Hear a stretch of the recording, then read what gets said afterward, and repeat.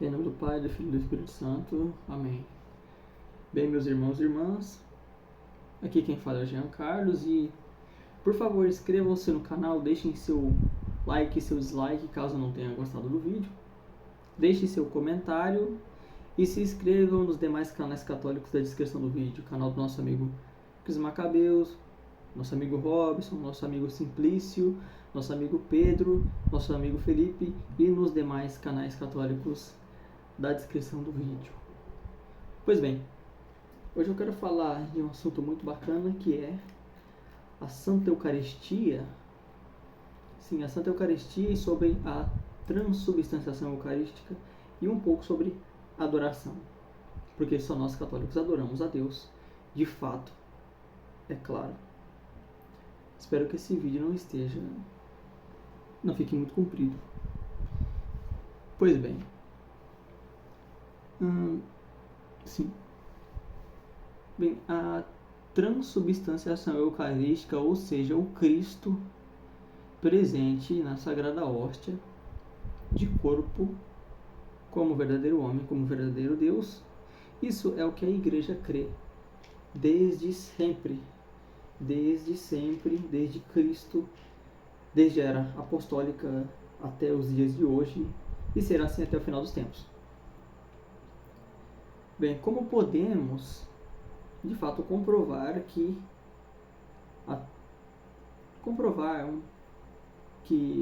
o corpo de Cristo sempre foi crido pela Igreja?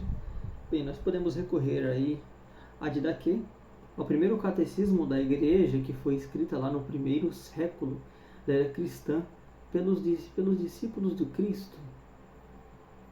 A Didaquê diz assim: ninguém coma nem beba da Eucaristia se não tiver sido batizado em nome do Senhor. Porque sobre isso o Senhor disse: não deem coisas santas aos cães. Santo Inácio de Antioquia, que foi discípulo de São Pedro e São Paulo, apóstolos de Cristo. Santo Inácio ele fala algumas vezes sim da Eucaristia.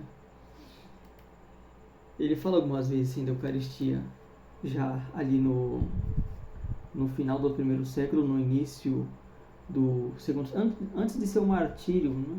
Ele escreveu ali no início do segundo século, pouco tempo antes, nas cartas que ele estava escrevendo às comunidades da igreja, né? Como a carta aos Filadelfos, né? Ele diz assim: preocupai-vos em participar de uma só Eucaristia.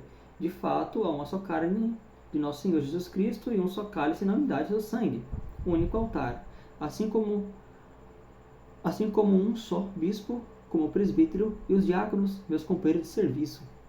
Porque Santo Inácio de Antioquia, ele ficou como bispo da cidade de Antioquia quando São Pedro foi para Roma. E Santo Inácio ele também fala daqueles que se abstêm da Eucaristia e da oração, porque não reconhecem que a Eucaristia é a carne do nosso Senhor Salvador Jesus Cristo. Olha só como é que os santos, desde sempre a Igreja crê na transubstanciação. O que é a transubstanciação em si? Bem, a transubstanciação, quando um sacerdote da Igreja consagra a hóstia em Cristo, há uma conversão. Ali já não é mais pão e ali já não é mais vinho. Ali já é o corpo e o sangue de Cristo em alma e divindade. Não é uma transformação. O pão e o vinho não se transformam em corpo e sangue de Cristo, apenas a substância. A substância do pão já não é mais substância de pão. E a substância do vinho não é mais substância do vinho. É o Cristo de fato que está ali em alma e divindade. Tanto o Cristo homem quanto o Deus Pai está ali na Eucaristia. Não é mais pão, não é mais vinho. Bem, você olhando, você vê o que? Você vê um pão e você vê um vinho. Se você levar o pão e o vinho em um laboratório, você vai ver os átomos e as moléculas ali de pão e de vinho. Você recebendo o corpo e o sangue de Cristo, você vai sentir o gosto de pão e de vinho. Por quê? Porque a forma A forma ainda é de pão e a forma ainda é de vinho. Por isso que não se transforma, não é uma transformação, é uma transubstanciação, ou seja, é um mistério da Eucaristia. Ali é uma transubstanciação, a substância já não é mais de pão e de vinho, e sim é o Cristo que está ali. Santo Inácio de Antioquia, ele também fala sobre o poder do bispo, né? Por legítima seja tida tão somente a Eucaristia feita sob a presidência do bispo ou por delegado seu. Por quê? Porque desde o início da era cristã, desde os primeiros séculos, os bispos ali da igreja, os bispos eram escolhidos pelos apóstolos, né? Como o próprio Santo Inácio de Antioquia. E o que acontece? Os bispos, eles não conseguiriam tomar conta de todas as igrejas, eles cuidavam ali das dioceses e tudo mais, e assim como é hoje, né? Um bispo, ele cuida de uma diocese e nas igrejas ficam os padres, né? E os bispos não davam conta de celebrar todas as missas e consagrar todas as hóstias a todas as pessoas, até porque o cristianismo estava crescendo. Então, o bispo, ele delegava um presbítero. Por quê? Porque o bispo, ele tem o poder apostólico. Quem são os bispos da igreja? São sucessores dos apóstolos. Os apóstolos que escolhiam os bispos.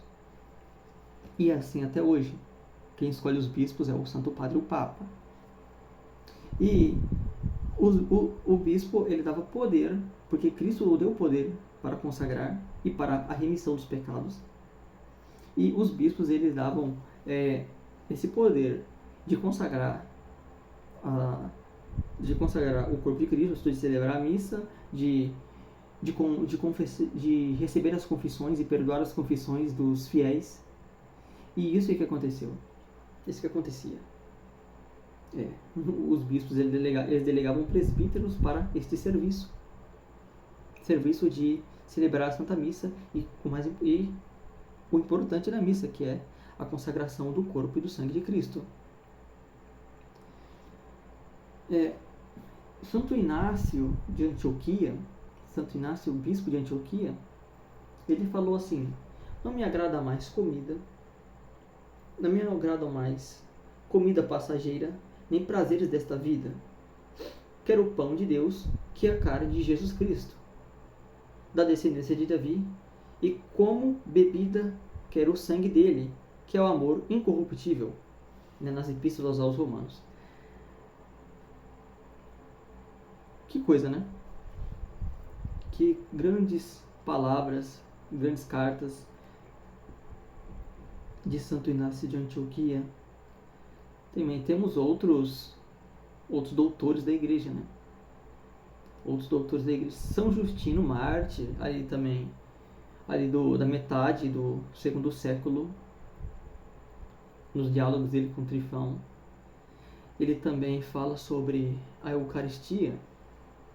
Ele diz assim: esse alimento se chama entre nós Eucaristia, da qual nenhum outro é lícito participar, senão ao que crer que nossa doutrina é verdadeira, e que foi purificado com o batismo para o perdão dos pecados e para a regeneração.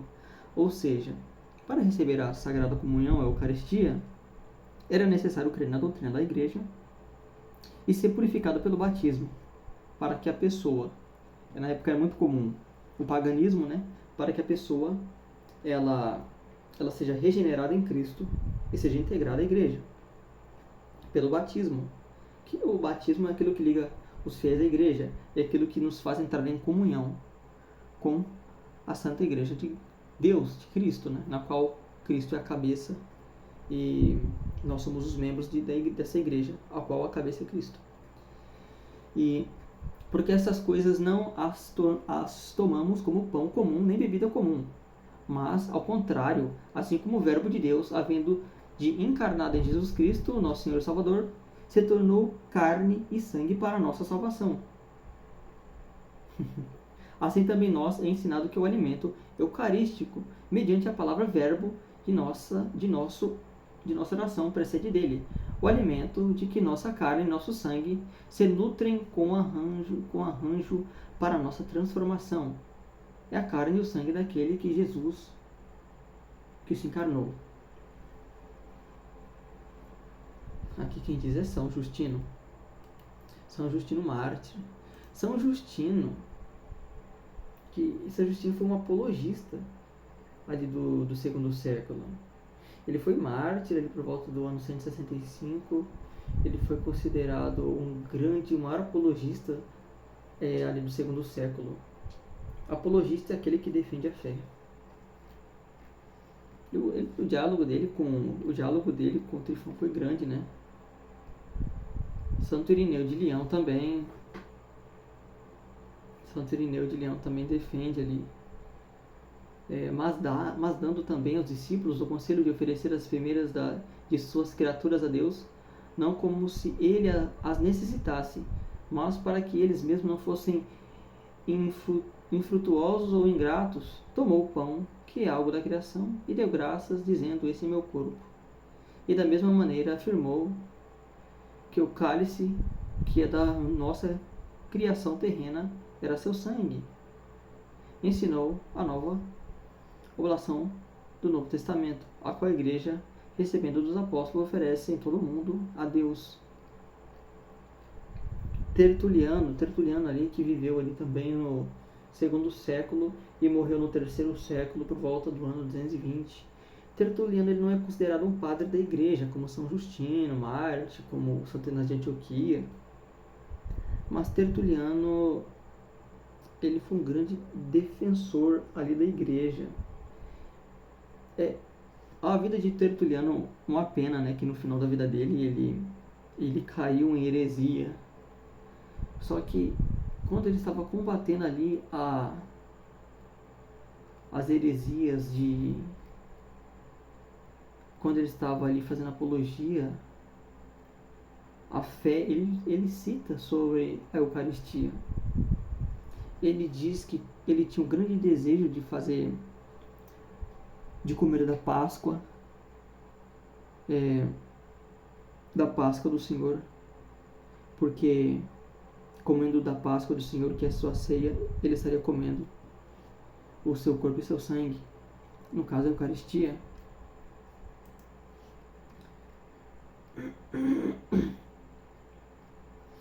São Clemente de Alexandria ali também, nasceu ali por volta do segundo século, morreu no terceiro. Aqueles que repartem a Eucaristia, como é de costume, permitam que cada um do povo tome parte que lhe corresponde. E uma breve, vou tentar ser um pouco breve em relação à questão da adoração a Deus. O que é adoração? O que é adoração? O que é veneração? O que é adoração? O que é veneração? O que os protestantes fazem quando eles vão ao culto e porque eles dizem que nós não adoramos a Deus, que só eles adoram a Deus porque eles vão no culto para cultuar a Deus. Protestantes são idiotas, eles não sabem o que é um culto. Assim, claro, né, tem aqueles protestantes espertos, aqueles que sabem, mas que são apóstatas mesmo, que levam pessoas ao caminho errado. Olha, existem diferentes tipos de culto. Existem 3 tipos de culto: culto de dúlia, culto de hiperdúlia, culto de látria. Esse culto de dúlia é um culto que a Igreja tem aos santos e aos anjos. Não é um culto de látria, nem um culto de hiperdúlia. Está abaixo do culto de látria e de hiperdúlia. O culto de hiperdúlia é acima de dúlia. É um culto designado apenas para a Rainha dos Céus, que é Nossa Senhora Aparecida. Nossa Senhora Aparecida. Que é para Nossa Senhora, que é para Maria, mãe de Jesus Cristo, mãe de Deus. Por quê? Porque ela é mãe de Deus, ela gerou o Verbo encarnado. Também no culto de hiperdúlia, também tem um culto de hiperdúlia a São José, que é um pouco inferior a Maria, que é a rainha de todos os santos e anjos. E, por fim, chegamos ao culto máximo, que é o culto de látria. O culto de látria é um culto somente à Trindade, que é a Deus, que é Jesus Cristo e Espírito Santo.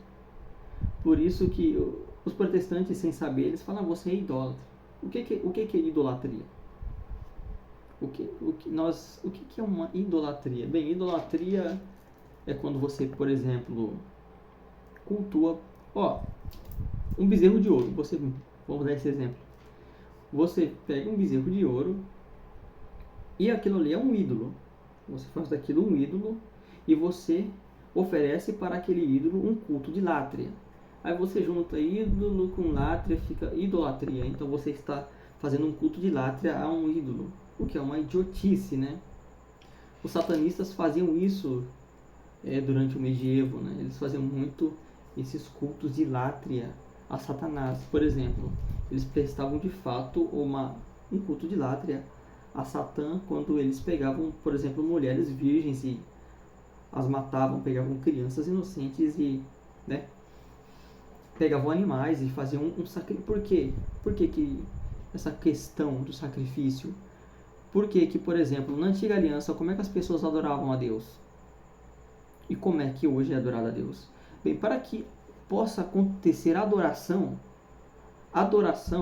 minha gente, adoração é sacrifício.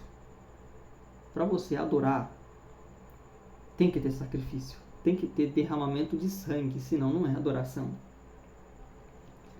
Os satanistas adoravam desta forma, matava e pois bem. Os pagãos também faziam isso, muito isso, etc.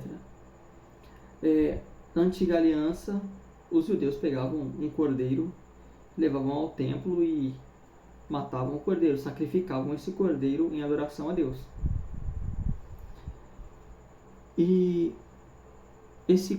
essa forma de adoração, né, essa antiga aliança, ela foi substituída pela nova e eterna aliança, que é a Igreja Católica. E o cordeiro que era oferecido em sacrifício não é mais aquele animal, e sim o verdadeiro cordeiro, o verdadeiro sacrifício perfeito, que é o próprio Jesus Cristo, que morreu por nós na cruz. E esse sacrifício que Jesus Cristo, ele é repetido, ele se repete, não com o sofrimento do Cristo, em toda a Santa Missa, quando o Padre consagra a Sagrada Hóstia. Então, revivemos esse momento do Cristo todas as missas. Até por isso que é desrespeitoso bater palmas na missa, né? Você não pode bater palmas na missa, porque não se bate palmas em velório. É um ato sacrílego. É proibido. Pois bem, voltando. E Cristo, ali, o sacrifício perfeito, nós o recebemos na Santa Missa. Por isso, só nós católicos adoramos a Deus de fato. E o que acontece com os protestantes lá nos cultos deles? Bem, eles choram, eles têm aquela paixão, aquela coisa, aquele sentimento. Não podemos confundir sentimentalismo com adoração, porque sentimento e adoração não são a mesma coisa. Uma pessoa pode pegar o terço e rezar os mistérios do terço e chorar. Outras pessoas podem rezar com a mesma fé daquela pessoa que está rezando ali, chorando, com a mesma fé em Deus e não chorar. Ou seja, a mesma fé, sentimentos diferentes. Porque aquela pessoa teve um sentimento e ela chorou. Ela é uma pessoa muito emotiva. E não podemos colocar um sentimento barato nas coisas sacras, nas coisas divinas. Não podemos ser sentimentalismo idiota naquilo que é eterno. Por isso que, entre outros, aquilo não é mais um culto de, culto de veneração. E eles falam que, por exemplo, quando nós... mas vocês católicos são idólatras porque vocês se ajoelham perante imagens. Bem, quando você faz um culto de veneração, eu errei, né? Eles não fazem nem culto de veneração, mas um sentimentalismo mesmo. Culto de veneração, o que é um culto de veneração? Culto é uma palavra que vem da palavra cultivar. Cultivar, você cultiva, você pode venerar, você pode se ajoelhar diante de uma imagem, você pode acender uma vela para um santo, não tem problema nenhum. Vamos dar um exemplo aqui. Durante todo o medievo da história católica, todos os reis, todos os imperadores, eles se ajoelhavam diante do Papa, beijavam a mão do Papa, nosso vigário, do vigário de Cristo na Terra, do Santo Padre, o Papa. O que aconteceu depois que o rei Henrique VIII quis matar o Papa, porque ele queria se casar de novo e o Papa não permitiu? O que aconteceu? Queria matar o Papa, expulsou o Papa, matou bispos, e alguns bispos da igreja ficaram do lado do rei inglês. Henrique VIII, ele fez com que o Congresso, com que o parlamento britânico lá na época, né, no século XVI, banisse o casamento dele com a primeira mulher dele, né? A primeira mulher dele foi a... Agora esqueci o nome dela, da Espanha lá. Que Maria I foi a filha dele. Depois ele se casou com Ana Bolena, aquela mulher da... Como é que eu podia me esquecer? Sim, ele matou ela. Tiveram uma filha, né, chamada Maria I. E ele se casou com essa mulher chamada Ana Bolena, que depois ele matou ela também. Ele matou, acho que 8 mulheres ao todo. O bicho era desgraçado. Bem, ele instituiu uma igreja na Inglaterra.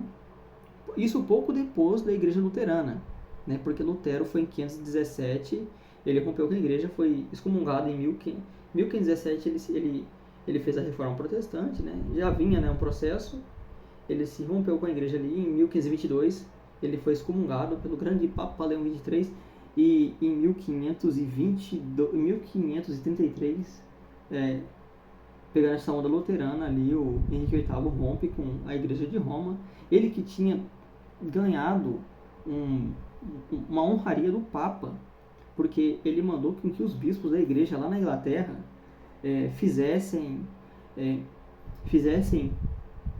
escritos refutando todas as calúnias luteranos e dos reformados da época que estavam contra a igreja. E esse mesmo se revoltou contra o Papa. Ele se revoltou contra o Papa, e depois que a igreja anglicana foi instaurada... O que é a igreja anglicana? A igreja anglicana se chama Igreja Católica Anglo-Saxônica, a igreja da Inglaterra. E essa igreja ela é muito semelhante à igreja católica. Eles têm bispo, enfim, hoje são pastores, antigamente eram padres ainda. E eles celebram lá a Eucaristia, embora a Eucaristia deles não seja válida, e nem mesmo a luterana, só a católica. Eu posso explicar isso um pouco depois. E por que eu estou falando disso? Porque quando você se separa, você se afasta daquilo que é de Deus, você se afasta da igreja, acontece o contrário. Os reis se ajoelhavam em uma veneração ali, né, um ato, em um culto ali de respeito, de reciprocidade a uma autoridade de Deus na terra, a um sacerdote, um bispo, ao Papa, que também é bispo, né, o bispo de Roma. Isso se inverteu. Os bispos anglicanos, eles tinham que se ajoelhar perante a figura do rei. E isso acontece até hoje. E a igreja anglicana é uma igreja protestante. Uma das primeiras, surgiu quase que junto com a igreja luterana. Ah, mas por que eu estou falando isso? Isso aí parece que está fugindo do assunto. Não, porque vocês protestantes se ajoelham perante a um rei.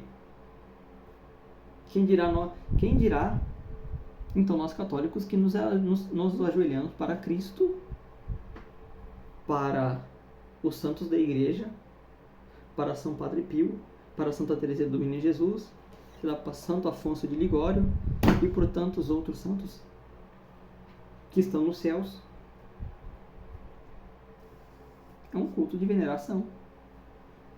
Um culto de veneração ali aos santos. Então não há problema nenhum. Por isso que não é qualquer coisa que é adoração. Adoração é algo muito específico. O culto de Látria é extremamente específico e por isso que ele é só para Deus. Eu espero que tenha ficado claro isso. Eu não sei se eu esqueci de falar mais alguma coisa. Ah, sim.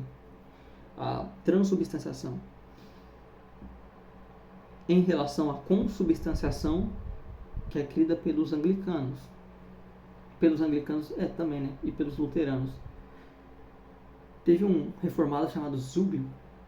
Se não me engano, ele é alemão também, né? Alemanha é foda, né? Só vem desgraceira de lá.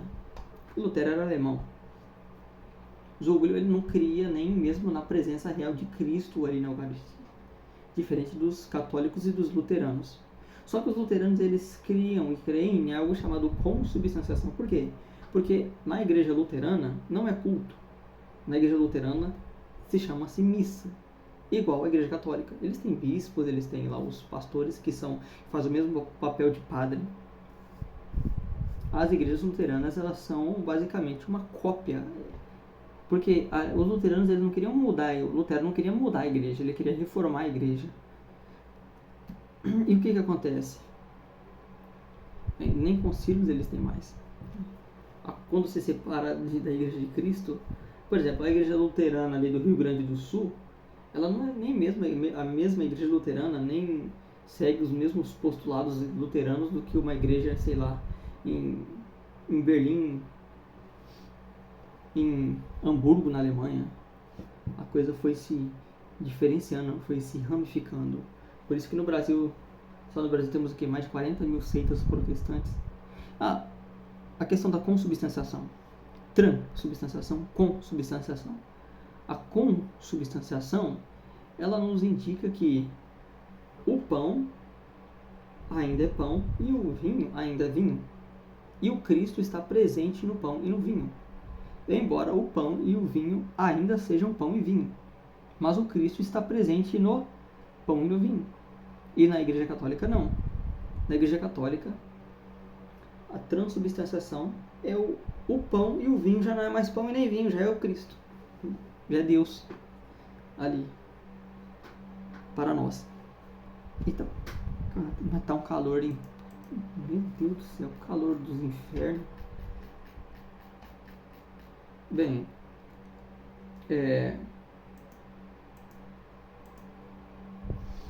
ali no Concílio de Trento, que foi um concílio contra a Reforma, já diz assim: mas desde que Jesus Cristo, nosso Redentor, disse que era verdadeiramente seu corpo o que ele oferecia sob a espécie de pão, a Igreja de Deus tem crido perpetuamente e o mesmo declara agora de novo este mesmo Santo Concílio, que pela consagração do pão e do vinho se converte toda a substância do corpo de nosso Senhor Jesus Cristo e toda a substância do pão na substância de seu sangue, cuja conversão a Igreja Católica chama oportuna e apropriadamente de transubstanciação.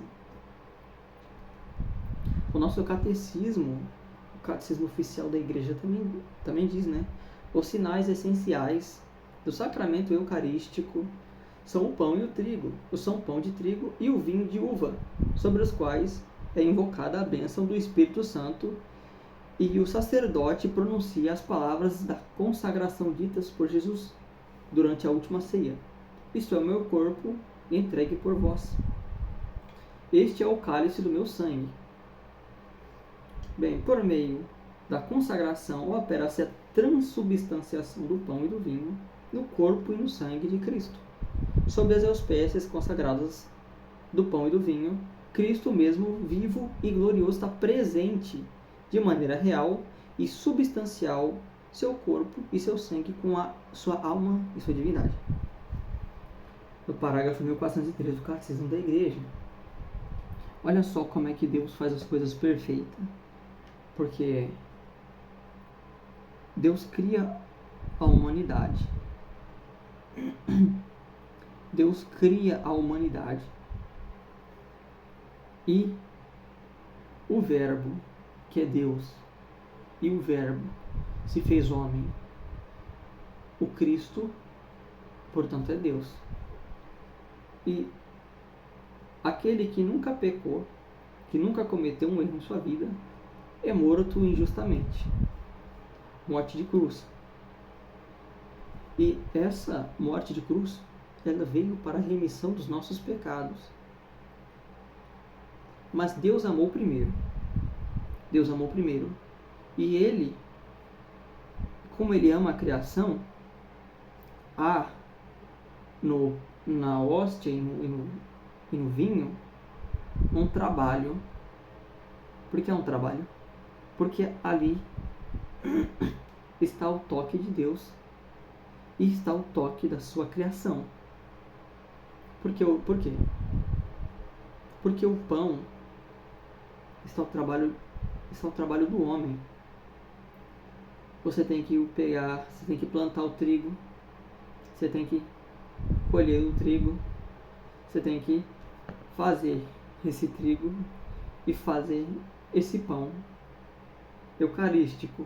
E o vinho faz lá as parreiras de uva. Então a uva começa a crescer, começa a florir, e essa uva ela é apanhada e ela é processada a virar vinho. E esse pão e esse vinho que teve o trabalho do homem, terá também, após a consagração, o trabalho de Deus. Então é uma maravilha, uma misericórdia divina, um presente para toda a humanidade. Eu espero que esse vídeo não fique tão comprido, né? Parece que já passou das meia hora. Eu tento fazer algo mais... Acho que a minha retórica ainda não é muito boa. Talvez a minha retórica precisa melhorar um bocado. E um vídeo desse tamanho aqui não vai ser muito bom pra mim. As pessoas não vão ficar, né? As pessoas não vão assistir um vídeo de 30 minutos. Mas eu espero que tenha sanado algumas dúvidas e... Até porque assim, eu não gravo muitos vídeos, né? Então eu no mínimo, eu não sei gravar vídeo, eu não sei como é que eu me adequo nessa câmera aqui, nesse celular, eu tô falando sozinho. E pois bem, é isso. Então, meus irmãos e minhas irmãs, inscrevam-se nos demais canais católicos na descrição do vídeo. Repito, no canal do nosso amigo Robson, Cris Macabeus, Felipe, Simplício, Pedro e nos demais canais católicos. Deixem seu comentário, deixem seu like, seu dislike. E vamos aí na defesa da fé e na apologética católica. Em nome do Pai, do Filho e do Espírito Santo. Amém.